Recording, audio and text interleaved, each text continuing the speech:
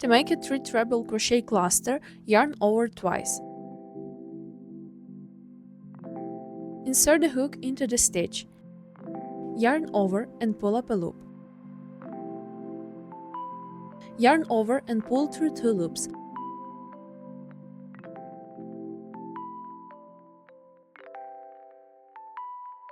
Repeat the same process 2 more times into the same stitch. You'll have 3 treble crochets on your hook.